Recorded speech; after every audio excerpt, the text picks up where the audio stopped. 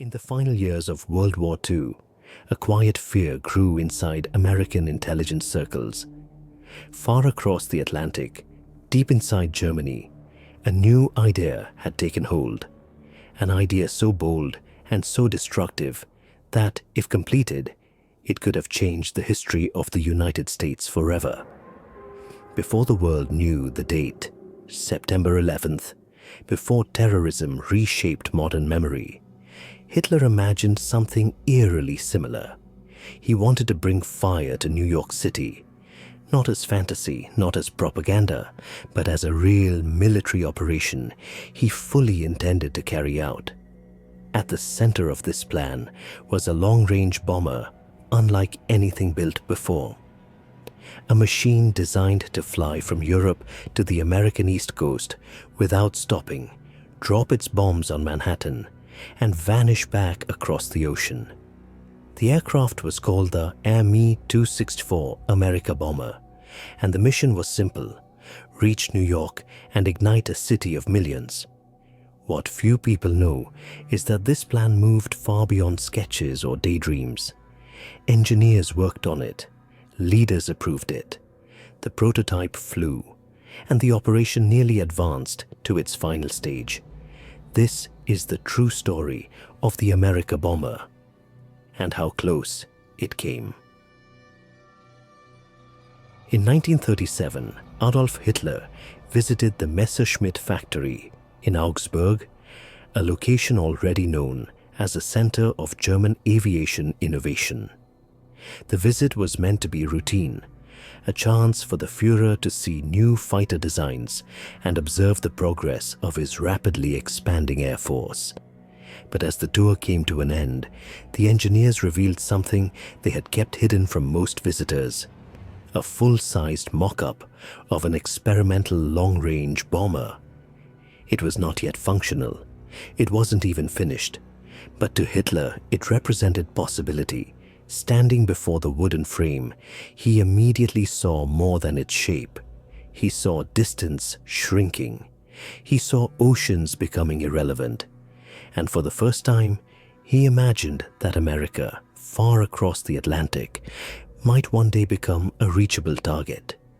Not through diplomacy or politics, but through the power of a single aircraft capable of flying farther than anything built before. Hitler was not an engineer. He rarely cared for technical details. What persuaded him were bold ideas, dramatic possibilities, and symbols of power. The mock-up embodied all of those things.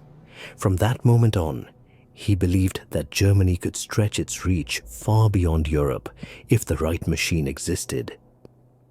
Inside Germany's aviation industry, the implications were immediate.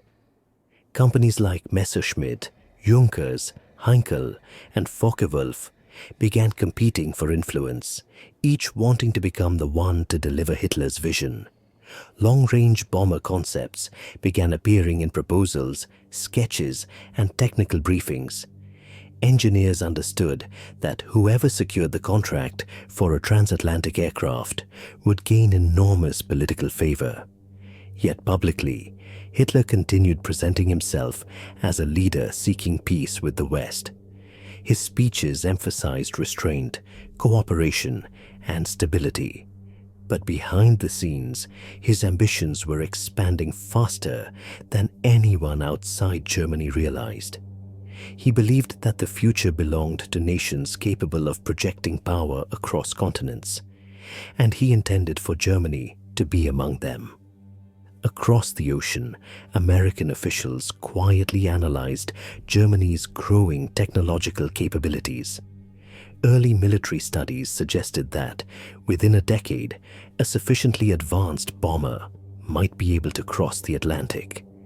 These warnings were not widely discussed, partly because they sounded theoretical. When war broke out in Europe in September 1939, the Atlantic Ocean took on a new and critical importance. For Britain, the sea became a lifeline. Almost every weapon, every vehicle, every shipment of food, and every drop of fuel needed to fight Nazi Germany had to travel across that vast stretch of water from North America. And Germany knew it. As soon as the conflict began, German U-boats moved aggressively into the shipping lanes. What had been peaceful trade routes quickly turned into battlegrounds of stealth and survival. Convoys were hunted in the cold darkness of the Atlantic, and ships carrying essential supplies were torpedoed without warning. With each passing month, German submarines pushed farther west, creeping closer to the shoreline of the United States. For the first time, Americans began to feel that the war, though still an ocean away, was slowly approaching their sphere of safety. Inside Germany, Hitler watched these developments carefully. His long-term ambitions had never disappeared, but he understood that timing was everything. A direct confrontation with the United States too early in the war would be disastrous. He repeatedly ordered his navy to avoid any action that might provoke America. German submarines were forbidden to fire on US vessels, even when those ships escorted British convoys. But while he avoided open conflict, Hitler continued to think beyond Europe. The dream of striking the United States remained alive behind closed doors. The idea had begun before the war, and the early submarine victories made the Atlantic seem less like an impossible barrier and more like a strategic frontier. German engineers felt this shift as well.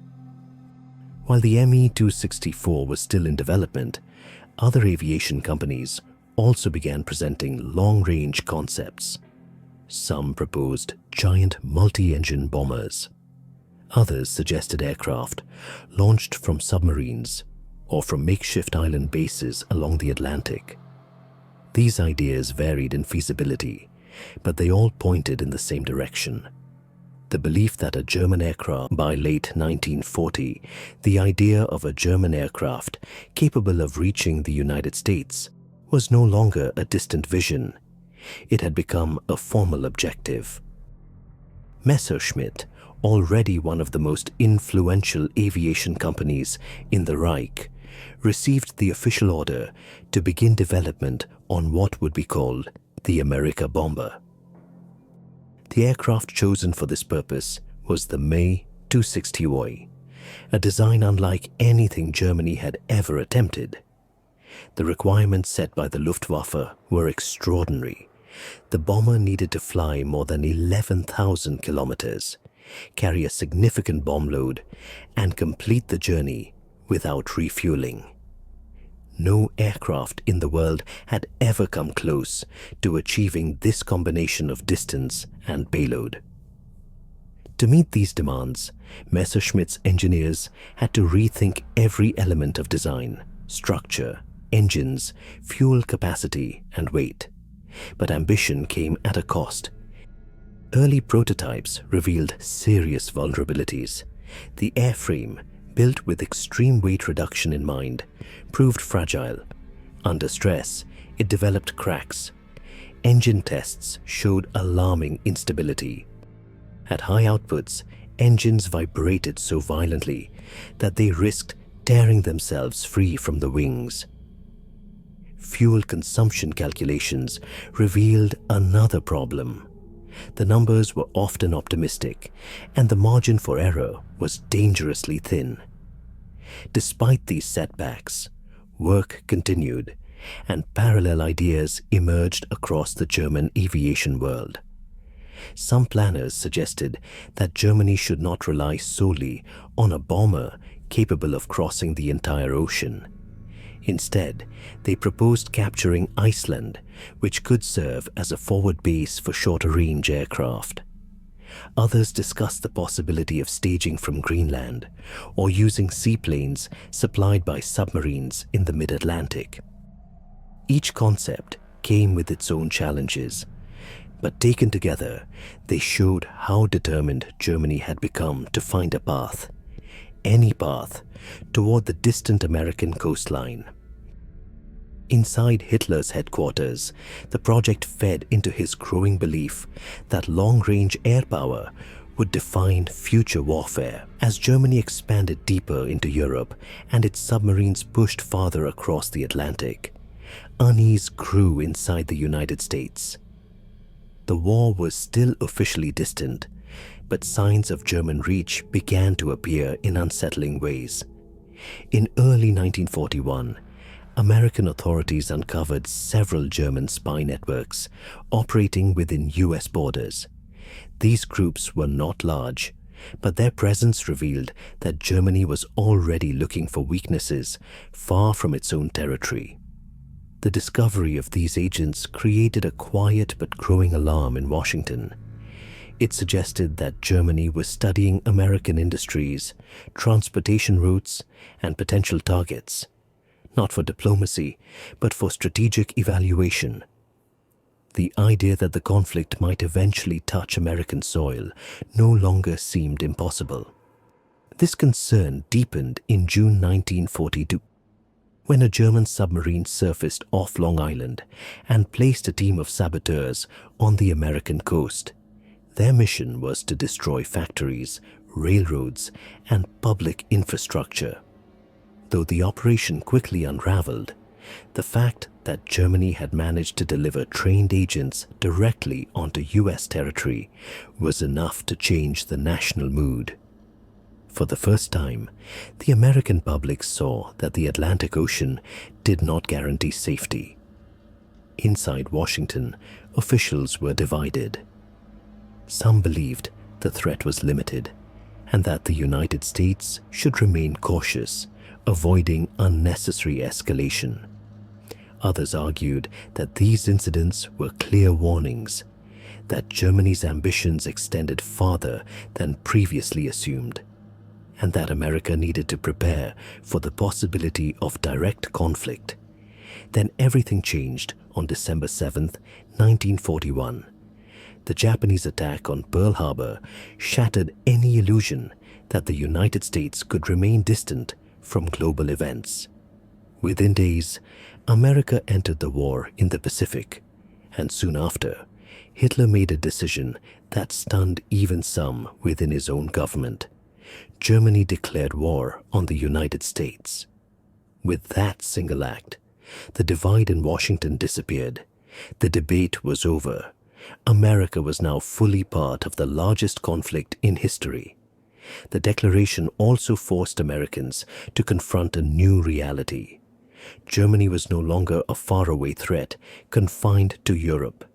It had spies on American soil. It had submarines close to the coast. And it was building aircraft intended to reach across the ocean. The Atlantic, once seen as an unbreakable shield, now felt vulnerable. The idea that a German aircraft might cross it was no longer dismissed as fiction. It became a scenario military planners had to consider seriously. For the first time, the United States began to understand the true reach of a distant enemy and how quickly that reach was growing. In December 1942, after years of planning, setbacks, and internal arguments, the Me-264 finally left the ground for its first official test flight. For those who had followed the project from the beginning, this moment felt historic. A concept that once existed only on blueprints had now become a functioning aircraft. And as it lifted into the winter sky, the idea of reaching New York no longer belonged to theory. It was suddenly within the realm of possibility. Initial reports from the test pilot offered cautious optimism. The aircraft handled the airfield takeoff as expected. Its long wings, designed for the immense range required, gave it impressive lift. The fuel capacity, though unproven under combat conditions, suggested that, on paper, the Me-264 might truly be capable of traveling across the Atlantic. But the optimism faded quickly. The same lightweight construction that allowed the Me-264 to carry enough fuel for such a long journey also made it fragile. Under stress, the frame showed signs of weakness. Engineers discovered sections that flexed more than they should, raising concerns about how the aircraft would behave in severe weather or under enemy fire. The engines, pushed to their limits, operated at the very edge of acceptable tolerances. In high power conditions, they ran hot, shook violently, and showed early signs of mechanical fatigue. Fuel consumption added another layer of doubt. The calculations that promised transatlantic range were based on ideal scenarios, not the realities of war. Any deviation, weather, evasive action, or unexpected headwinds, could leave the aircraft stranded far from safety. While engineers struggled with these issues, another threat emerged: Allied bombing raids.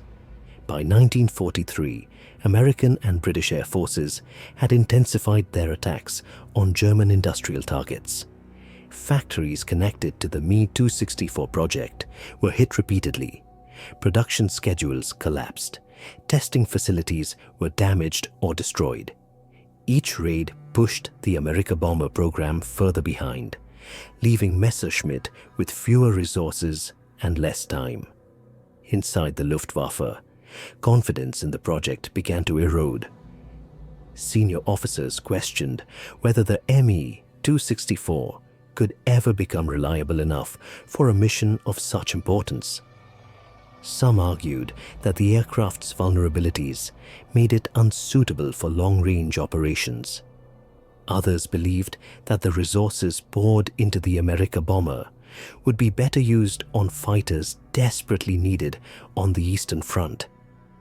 What had begun as one of Hitler's boldest aviation dreams was now slipping out. By 1943, the problems surrounding the Me-264 were too large to ignore. Although the aircraft had shown potential, its weaknesses made a transatlantic mission uncertain at best and reckless at worst. But instead of abandoning the dream of striking the United States, Germany responded by developing a flood of new and increasingly desperate proposals. Some engineers focused on logistics. If a bomber could not carry enough fuel for the full journey, perhaps it could refuel in the mid-Atlantic. Plans were drafted, showing large transport aircraft meeting the Amerikabomber high above the ocean, transferring fuel in midair before separating again. It was an impressive idea, but one that relied on perfect timing and flawless conditions. Two things war rarely offered.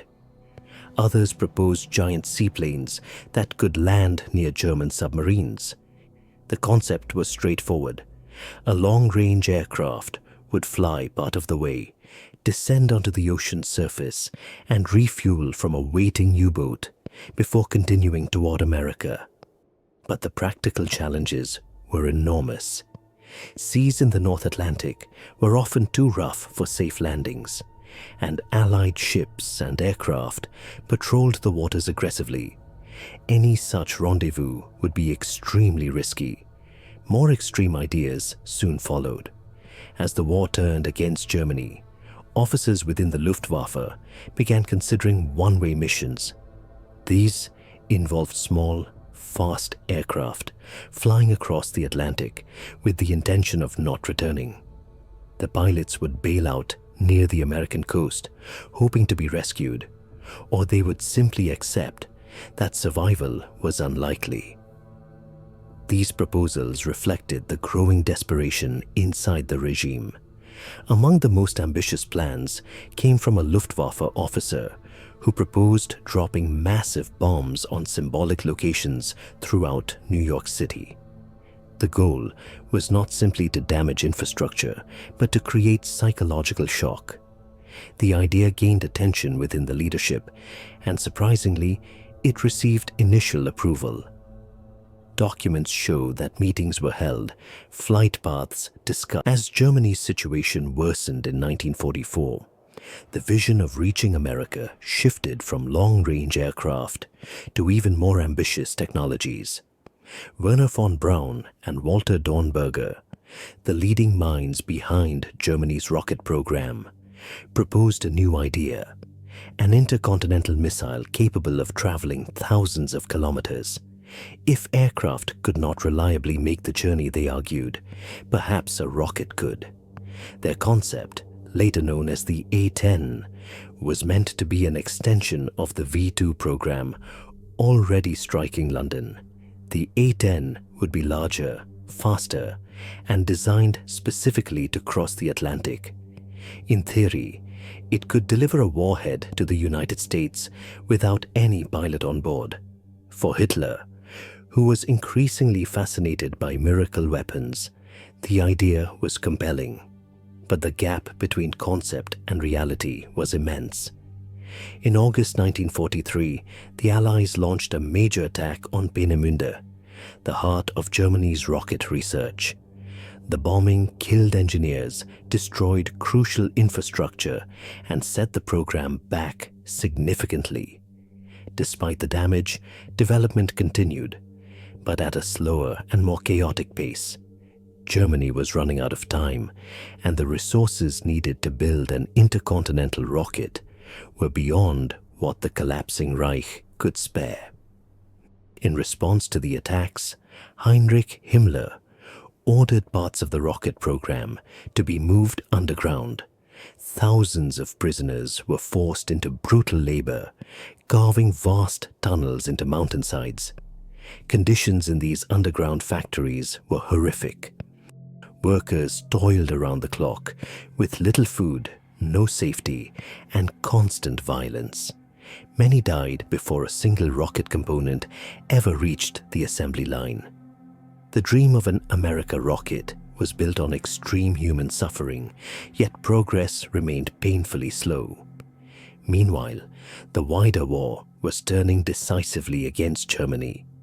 Allied forces were pushing from both east and west. Cities were being destroyed by bombing raids, and the Luftwaffe faced its most crippling problem: fuel shortages. With refinery after refinery damaged or destroyed, Germany could barely keep its remaining aircraft in the air, let alone test experimental long-range machines. By early 1945, the Me-264 project reached its... By early 1945, Germany was collapsing under the weight of its own ambitions and the relentless force of Allied armies. The nation that had once sought to dominate a continent was now fighting for survival in its own ruined streets. In this chaos, the dream of the Amerikabomber came to an abrupt and silent end. No final meeting was held to cancel the project. No official announcement was made. The idea simply died as Germany ran out of time, fuel, aircraft, and hope. With the Me-264 program halted and the last prototype destroyed, the Luftwaffe shifted its remaining strength to desperate defensive efforts. Suicide volunteers, originally considered for one-way missions across the Atlantic, were instead sent to attack bridges and Soviet advances in the east. These missions were tragic, senseless, and militarily meaningless. The pilots who carried them out did not change the outcome of the war. Their sacrifices only underscored the desperation of a regime in its final days. After the war, historians began piecing together what Germany had attempted. The picture that emerged was striking. The attack on New York had not been a myth or a rumor. It had been a real, organized effort. A long-range bomber prototype had flown. Plans had been approved at the highest levels. Pilots had been considered for the mission. Targets in New York had been identified and discussed. The project failed not because the idea was impossible, but because Germany was collapsing faster than its engineers could build the machines needed to carry it out. One of the most striking parts of the story is what happened after the war. the very engineers who worked on these ambitious and sometimes destructive projects continued their careers in surprising ways. Willy Messerschmitt, whose company built the Me-264, eventually returned to aviation work in post-war Germany. Werner von Braun, once central to the rocket programs of the Third Reich, became one of the leading architects of the United States space effort. His work would help send American astronauts to the moon. Other German engineers found positions in Argentina, Britain, the Soviet Union, and the United States, shaping the next generation of aviation and aerospace technology. These post-war careers reveal a striking irony. The technological brilliance that once aimed to harm America